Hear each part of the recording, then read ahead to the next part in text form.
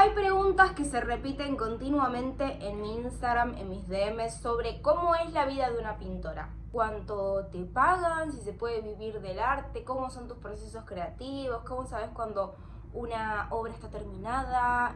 ¿Cómo lidias con los bloqueos? Buen día mi gente de YouTube. Como han leído en el título el día de hoy, voy a hacer un Q&A, un preguntas y respuestas con Euchi. Me preguntan un montón de cosas por Instagram sobre todo, entonces yo un día les dije, miren, déjenme en esta casilla de preguntas sus preguntas y las vamos a responder en un video. Cosa que al principio quise hacer en Instagram, pero ustedes saben que yo soy verborrágica, entonces 3 minutos me alcanzaba para responder una sola pregunta. Bueno, les pedí que me pregunten, elegí las que yo consideraba mejores, que de hecho me guardé como 50, así que ni siquiera sé si voy a responder las 50 que me guardé, pero bueno, sepan que estoy muy agradecida de que me hayan preguntado y de que hubo al menos 50 preguntas que yo dije, buena pregunta María Sorolla. Primero que nada quería mostrarles algo, quiero hacer un pequeñísimo petit unboxing. Me encanta, que miren el packaging.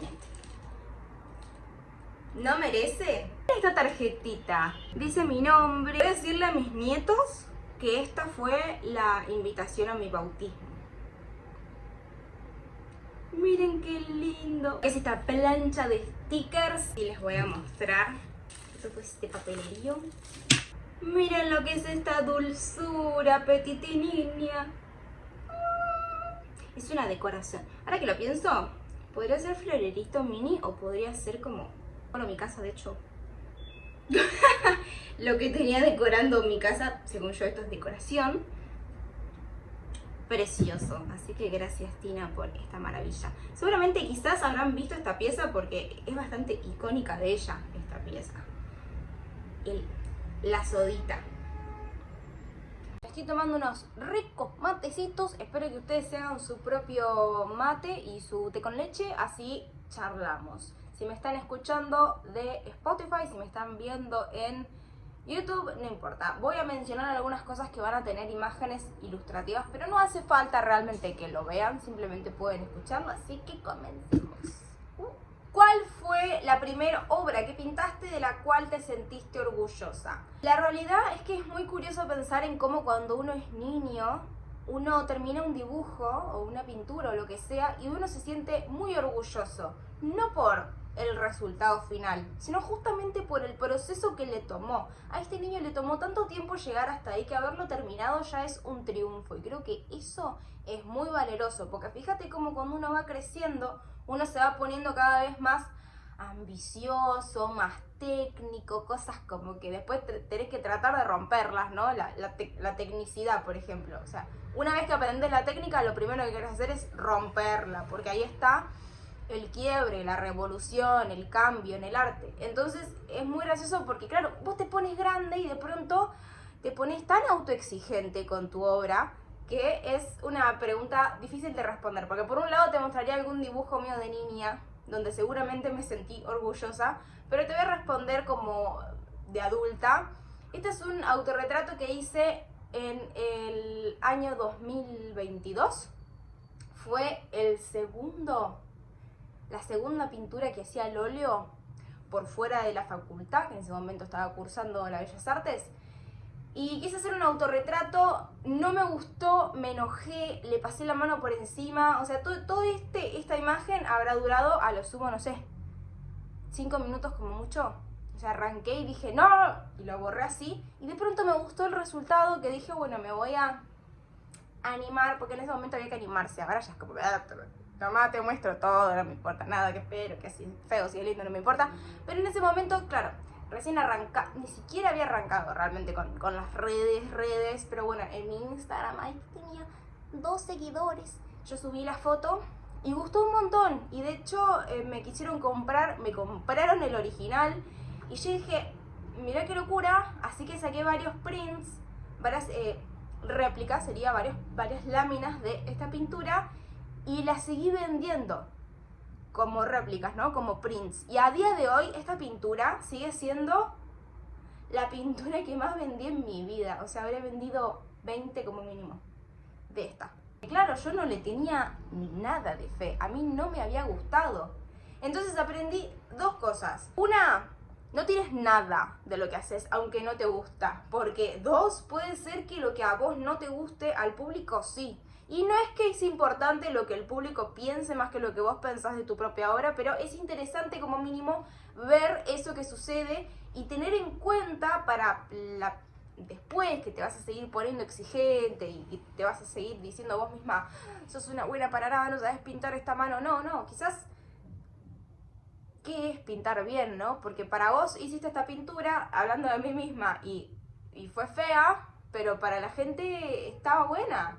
Y yo no digo que este sea un obrón, yo nunca voy a decir de mí misma, oh, qué tremenda obra de arte, pero para la gente fue muy buena, realmente ha tenido como, me la han querido comprar cuando ya la había vendido, el original, como, che, ¿tenés esta? No, ya la vendí, más de una vez. Entonces, eso, me siento muy orgullosa de esta obra, por eso. Es muy compleja la técnica del óleo sobre tela. Mira, yo creo que hay dos formas de hablar sobre la complejidad. Primero, la complejidad de aprender a usar el material. Que eso te va a pasar con cualquier técnica nueva que aprendas. O sea, si yo hoy me pongo a aprender cerámica, me va a costar. Porque al principio todo cuesta. Porque hay que entenderlo y hay que entender como las nimiedades, los caprichitos que tiene cada técnica, los tiempos de secado, que si la cerámica se quiebra en el horno, ¿qué puede pasar? Aparte, la segunda cosa, hay que entender que no todas las técnicas son igual de sencillas en cuanto a la materialidad, ¿no? Yo, por ejemplo, si hablo de acrílico, hablo de una pintura que se diluye con agua. Si hablo de óleo, hablo de una pintura que se diluye con trementina, que aunque sea la más vegetal de los vegetales, yo uso aguarrás porque es más barato. Mija, hay que abrir la ventana porque estamos usando elementos que son bastante nocivos a lo largo. La realidad es que la mayoría de los pintores, la mayoría del tiempo no le damos bola, pintamos con la ventana abierta, me incluyo, y no está bueno. No es más difícil que aprender acuarela, eso seguro. Para mí la acuarela es la más difícil de todas, lejos, porque yo estoy acostumbrada a pintar al óleo y estoy acostumbrada a pintar por sobreposición de capas, pero justamente yo empiezo por los oscuros y voy agregando las luces. Y el óleo, lo que tiene, la practicidad, lo bueno del óleo es que lo podés ir borrando y podés arreglar, podés corregir. Cosa que no tiene el acrílico, a no ser que lo hagas en segundos, porque seca muy rápido, el óleo tarda como una semana en secarse. La acuarela menos, la acuarela donde la pifiás, cagaste, hermana. O sea, vos tenés que estar, y es al revés, tenés que dejarlo más claro e ir oscureciendo. No podés aclarar, capaz hay alguna tecniquita pero aún así creo que requiere mucha paciencia, ¿no? Que en este momento no tenemos, así que la acuarela la dejaremos para más adelante porque la verdad que a mí me cuesta la acuarela. Quiero arrancar a pintar. ¿Algún consejo que me darías? El consejo más valeroso que te puede dar una persona sobre la pintura es: los de afuera son de palo. Te vas a encontrar con dificultades al principio, pero sobre todo con dificultades que vienen de afuera, de gente que te va a juzgar probablemente, y que es muy gracioso cómo aplaudimos a nuestros artistas si vamos a ver un ballet, si vamos a ver una obra de teatro, pero cuando una persona viene y te dice, che, voy a estudiar esto, te vas a morir de hambre, y el fin de semana tenés una obra de teatro donde te vas a parar a aplaudir de lo mucho que te gustó, cómo interpretaron esos actores. Yo creo que el consejo que te puedo dar es: los de afuera son de palo, y siempre pinta, siempre pinta lo que vos tengas ganas de pintar. Nunca lo que creas que al otro le va a gustar. Lo que piense el otro, soy transparente y entra y sale de mi cuerpo, no me interesa. Yo tengo que ser honesta con mi obra, tengo que ser...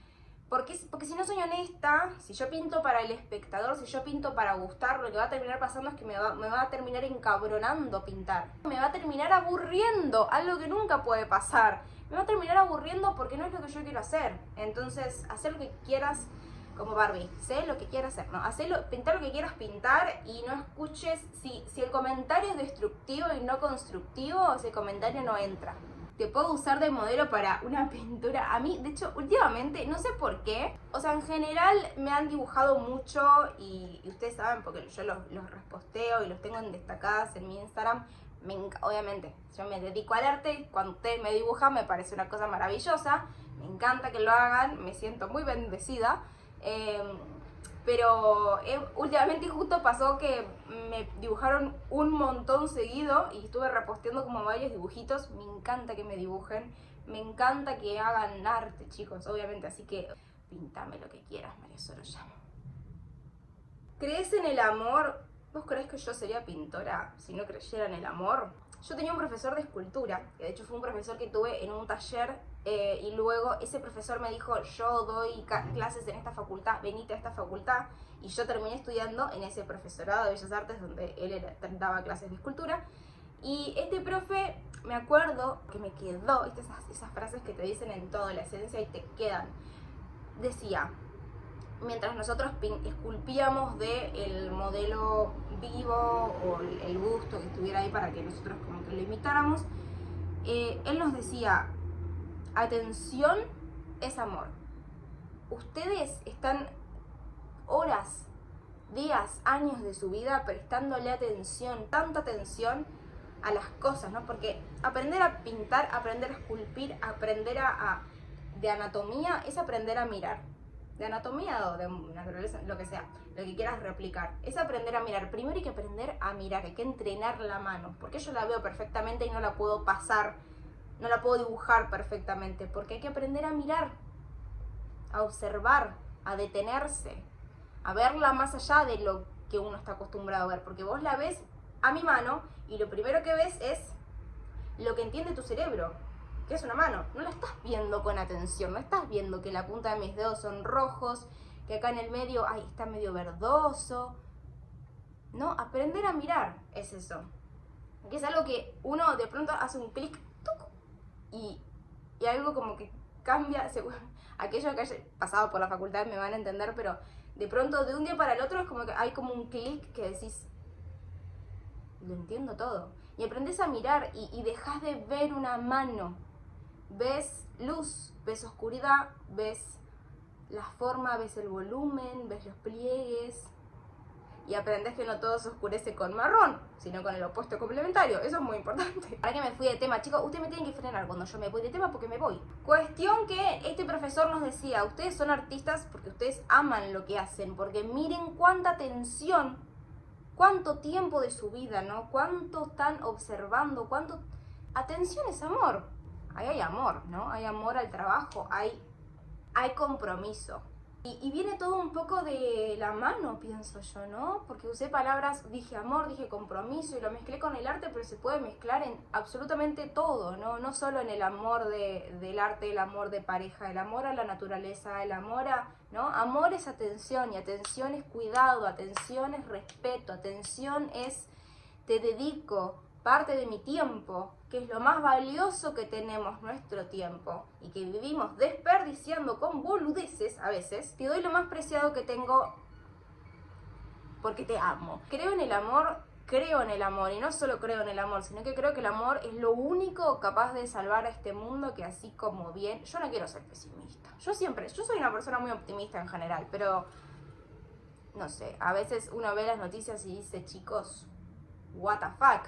Con un poquito de empatía, con un poquito de amor, empatía, atención, respeto por el otro, respeto por la naturaleza, respeto por la cultura ajena, esto no hubiera pasado. Entonces, ¿el amor va a salvar el mundo? ¿Creo en el amor?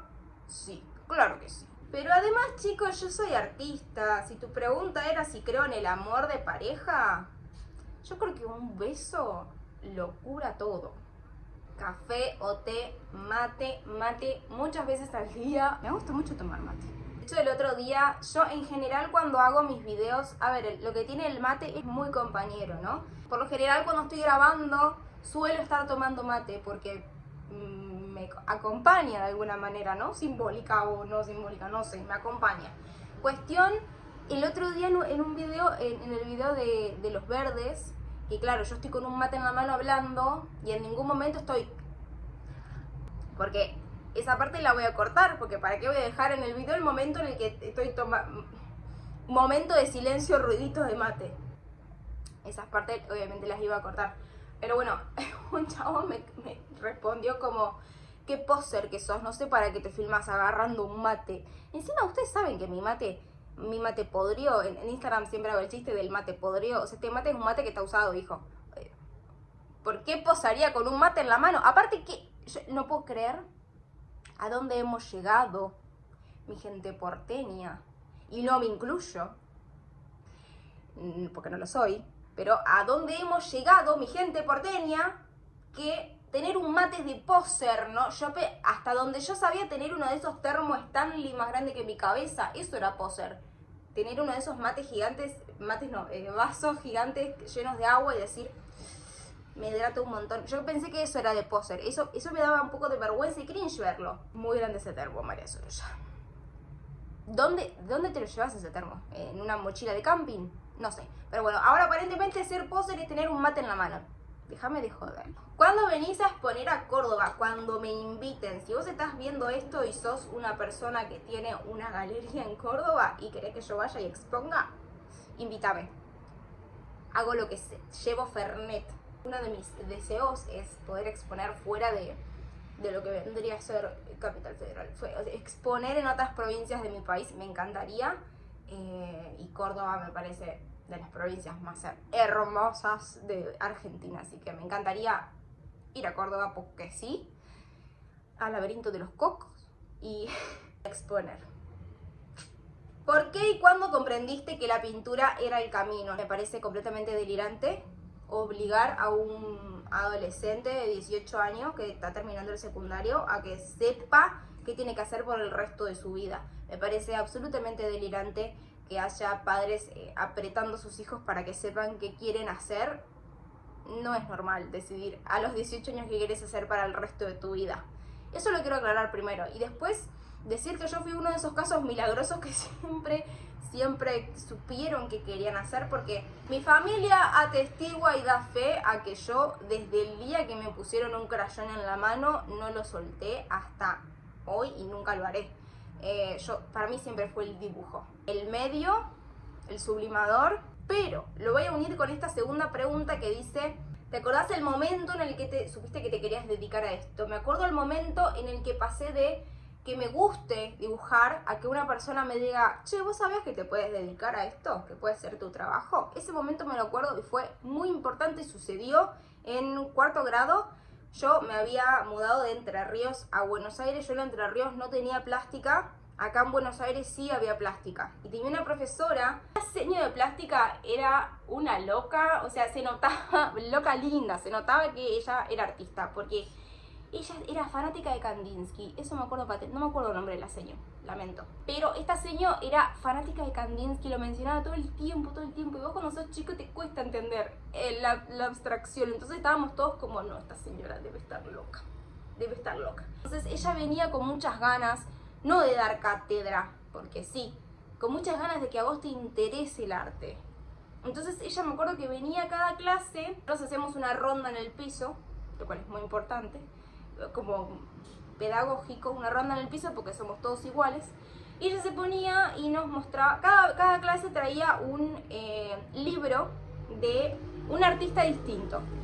Nos mostraba su técnica y después la clase derivaba en algo que tenía que ver con este libro o con este artista. Por ejemplo, una vez la artista que nos mostró fue Yayoi Kusama y todos quedamos realocados porque, bueno, Yayoi Kusama es conocida por sus lunares, básicamente, que bueno, ya he hablado en Instagram en chismes sobre por qué lo hacía, sobre sus problemas de salud mental y sobre cómo se conectó con su arte y cómo le salvó la vida. Ahora nos trajo a Yayoi Kusama y me acuerdo que toda la clase, todos haciendo puntitos en todo el aula, pegando hojas con puntitos. Yo me imagino el director, la directora llegando y diciendo, arre. Pero el entusiasmo que maneja, vos te das cuenta, ¿viste? El entusiasmo que manejaba, al niño se le contagia. Pero en el adulto también, cuando vos contás algo con mucho entusiasmo porque lo amás, se contagia. Eso en el niño es fundamental porque te forma. Y para mí, que nunca había tenido plástica, esta profesora me cambió la vida. Entonces sí, me acuerdo el momento. Porque esta profesora un día trae una técnica que es la técnica del pouring, que no sé cómo se dice en español, perdónenme. La cuestión es que la profe trajo un montón de papeles de distintas texturas y ella en una palangana, si no saben lo que es el pouring, en una palangana ponen como, yo creo que es agua y le ponen como unos pigmentos, después metes la hoja y sale como con toda esta textura medio psicodélica. Y nos dijo, bueno, ahora cada uno de ustedes haga un dibujo, lo va a recortar por dentro y arriba de esta hoja va a manchar con una esponja, o sea, que hagamos un stencil básicamente. El dibujo que yo hice fue una locura. Yo no puedo decir hoy, ay, qué obrón de arte. Pero esto que yo hice a los 10 años fue una obra de arte, porque a mí siempre me han interesado las hadas y gracias a este ilustrador Fernando Molinari, argentino, ilustrador increíble, seguramente parte de la infancia de muchas y muchos, él hacía estas hadas que no eran las hadas Tinkerbell, eran unas hadas medio macabras. Pero esta hada yo la inventé de mi cerebro. O sea, con la información de que las hadas reales no tenían por qué ser estéticamente complacientes, a los 10 años yo dije, voy a hacer una hada medio macabra, ¿no? Medio, aparte yo, Tim Burton, yo, ese lore en mi vida, de niña. Coraline, viste, como... Yo me recopé con el stencil, yo empecé, hice como, no sé, mis compañeros habrán hecho 2, 3 estampas como para pasar la materia, y yo, saqué, pero, no sé, habré sacado 50 estampas fácil, se lo juro. Suena el timbre, y la profe, todos salieron corriendo al recreo, y yo justo estaba como metiendo mi hojita ahí, tranquila, pensando, que no me vean, porque no me quería ir. Y la profe viene y me dice, ¿te querés quedar en el recreo, seguir haciendo estampas? Y yo le dije, sí. Y la profe, encima yo era nueva, ¿viste? Todavía no tenía tantos amiguitos. Ella sacó una carpeta, muchas hojas, sobres y cosas como con más texturas, como más interesantes. Y me empezó a ayudar y ella metía los líquidos y yo metía la estampa y después sacaba... Entre las dos empezamos a sacar muchas estampas. Con una manija. ¿Pero por qué? Porque esta mujer dijo, esta niña está absolutamente interesadísima en esto que yo le acabo de... Entonces vamos a sacarle todo el provecho posible. Y en un momento esta seño se me acerca y me dice, ¿te gusta mucho pintar, no? Dibujar, pintar. Y yo le digo, sí, me gusta mucho. Y me dice, vos sabés que cuando seas grande te podés dedicar a esto. Podés ser artista y vender tu obra, podés ser profe como yo.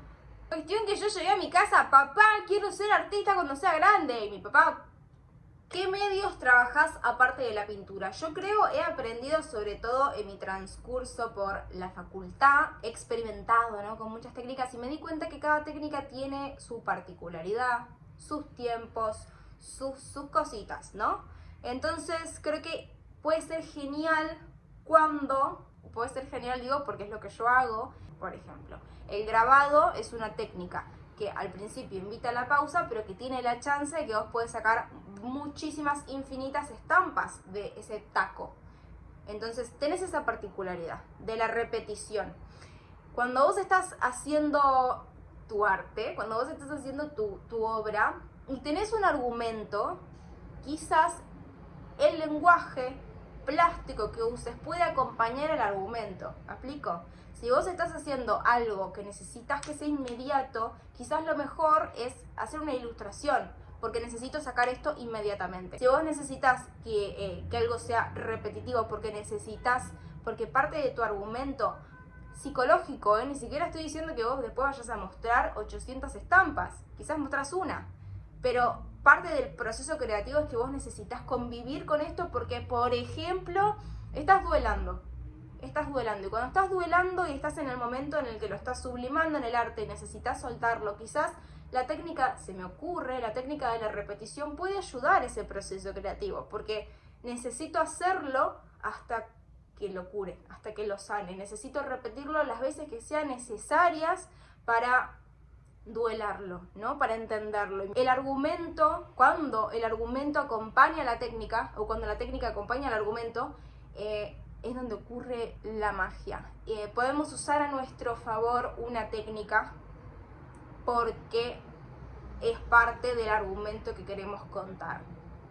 Me parece una forma muy inteligente de usar distintos lenguajes dentro de una misma disciplina, ¿no?, que serían las artes plásticas. Hace poco hice un taller de monocopia, aprendí de la monocopia que, claro, vos tenés una sola copia. Entonces tenés una sola chance de hacerlo bien. Y yo que vengo de el óleo, que a mí me genera cierto control sobre ese lenguaje, ¿no? Donde yo puedo borrar, donde pueden pasar varios días y puedo diluir y puedo volver a pintar arriba y corregir, ¿no? Como que hay mucho control en el óleo. En la monocopia no. Entonces también es un buen ejercicio para decir, bueno, esto, lo que salga como salga. Y rápido, porque se seca la tinta, ¿no? Me parece que, no sé si espero haber respondido bien la pregunta, pero creo que cada medio tiene su argumento. Si fusionamos el argumento con el medio, es todavía mucho más rico, nutritivo. Tanto el proceso creativo como lo que termina resultando. Porque uno al final se queda, ¿no? Porque lo importante es lo que pasa en el proceso creativo, no lo que mostrás después en la gale. Lo que pasa adentro de tu taller o de tu casa, en el momento en el que lo estás haciendo, vos lo vas sintiendo. Por eso también cuando te preguntan, ¿una obra se termina o se abandona? Yo creo que la obra se termina, no porque no podés seguir pintándola, por ejemplo, sino porque vos sentís que ese proceso terminó. ¿Cómo me animé a mostrarme en redes? La realidad, les voy a contar acá un story time. Yo soy muy curiosa.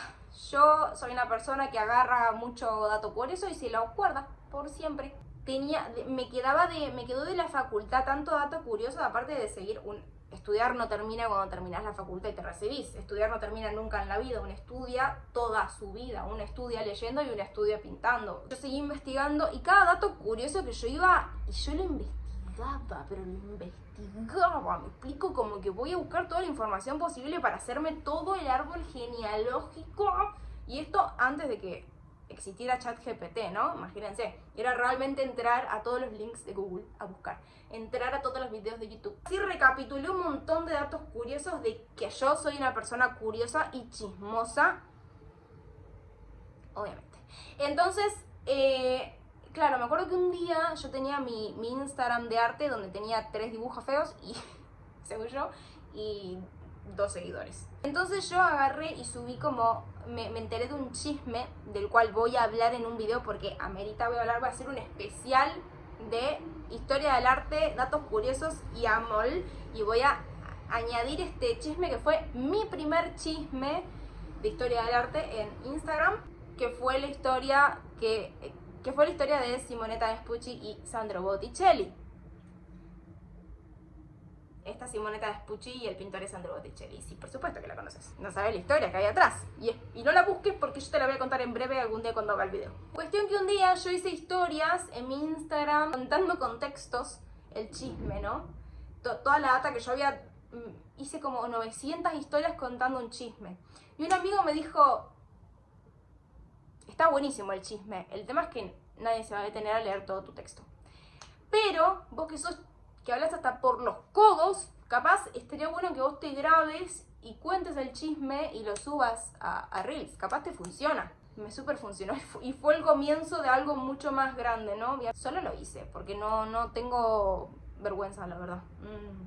Usás las emociones como fuente y como motor siempre. No hay ni una pintura donde no haya algún tipo de emoción, si no estaría haciendo arte decorativo, que también se vende mucho y se le dice a veces, gente muy cara dura que hace arte decorativo dice esto es una obra de arte, y eso es un problema grande. Pero bueno, está en el espectador empezar a darse cuenta, ¿no? Que llevó tiempo, que tiene argumento y que llevó 2 minutos y es absolutamente decorativo. Si el arte no tiene emociones, si ustedes quieren ver arte sin emociones, vengan a mi casa, muchachos, a ver los azulejos del baño que tienen unas flores preciosas. Creo que hay 3 emociones que manejan el mundo entero y que manejan al ser humano entero: el amor, el enamoramiento o la felicidad, las pongo todas en la misma, el dolor o el duelo y el enojo.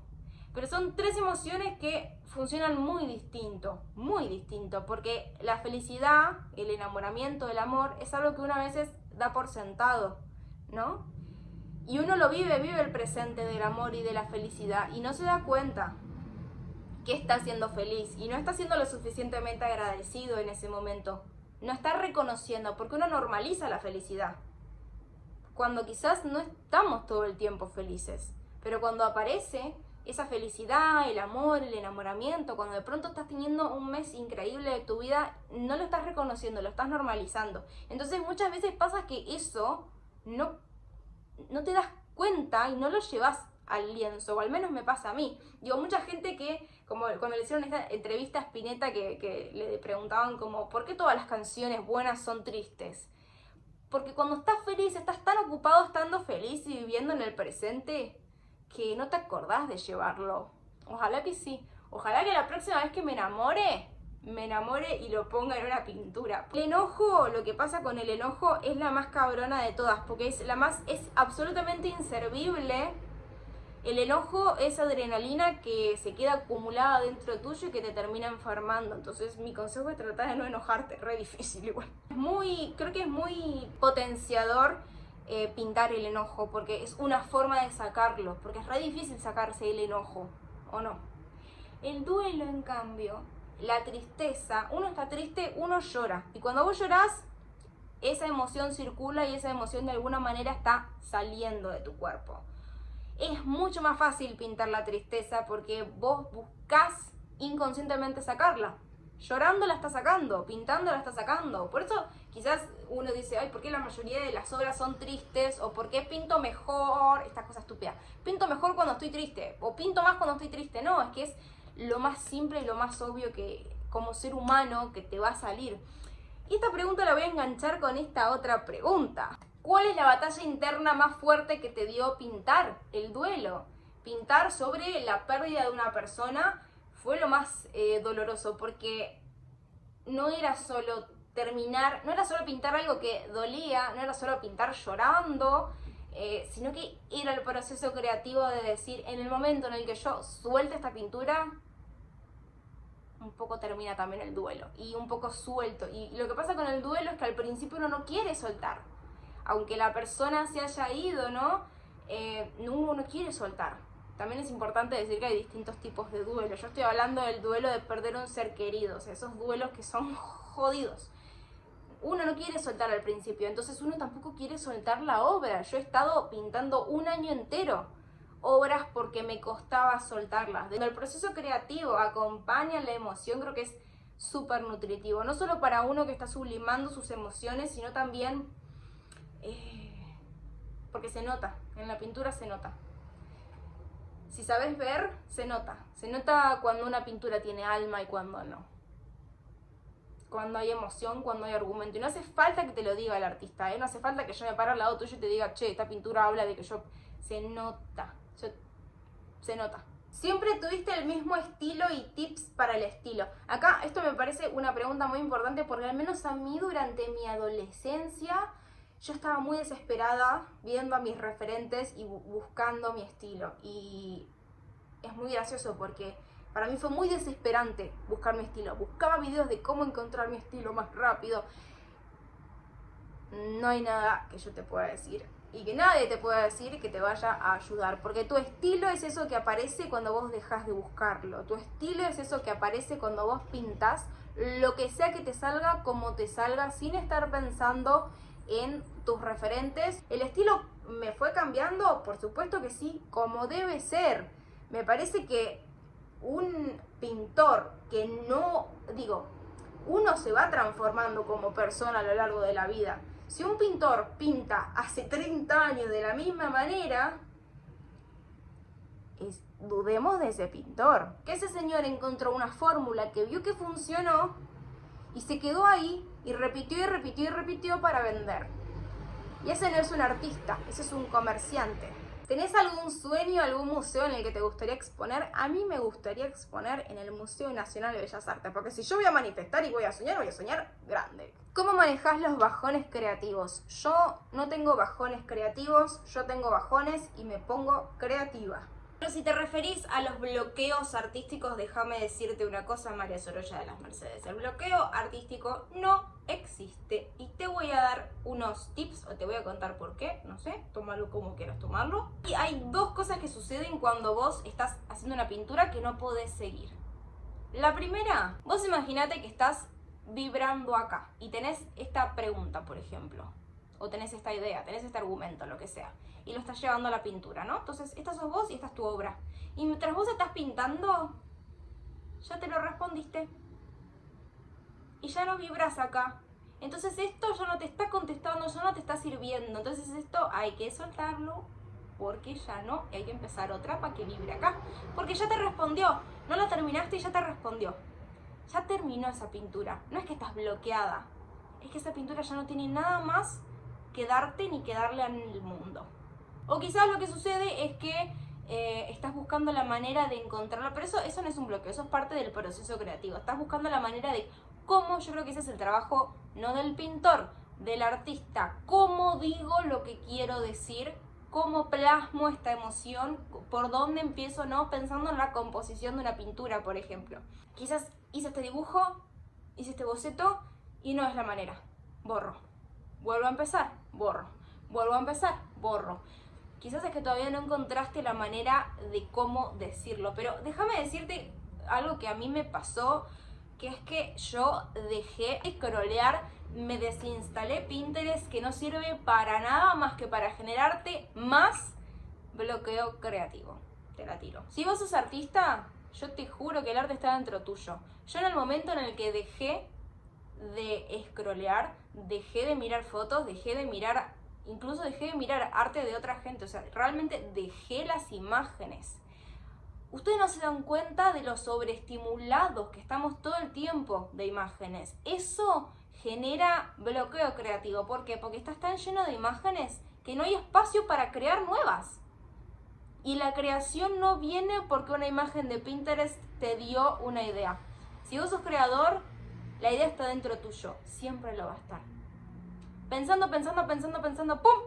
Ese momento en el que te levantás de la cama y decís, ¡ah! Esto lo tengo que anotar, esto que se me acaba de ocurrir, así, esa locurita fantástica. Eso es que sos un creador y eso está dentro tuyo. No se va a ir. Pero recién va a aparecer cuando vos dejes de sobreestimularte con imágenes externas.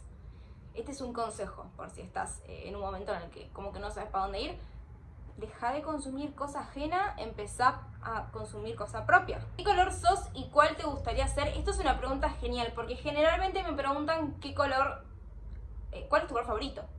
Y responde muy bien, porque yo siempre digo, mi color favorito es el verde, pero el color que uso para pintar, que es muy importante, es el rojo, el que más uso, el que más me gusta. Entonces mi color favorito es el verde, pero el que más uso es el rojo cuando pinto. Y cuando vos me preguntas cuál es el color que yo siento que soy y cuál me gustaría ser, la respuesta es, el color que más me gustaría ser es el verde, pero el color que soy es el rojo. ¿Compraste alguna vez algo re de artista que ahora estás juntando polvo? Story time. Lo que yo hice fue una inversión que juntó polvo mucho tiempo, les cuento. Yo a los 14, 15 años me acuerdo que mi abuela me dijo, te voy a hacer un regalo para Navidad, elegí lo que quieras.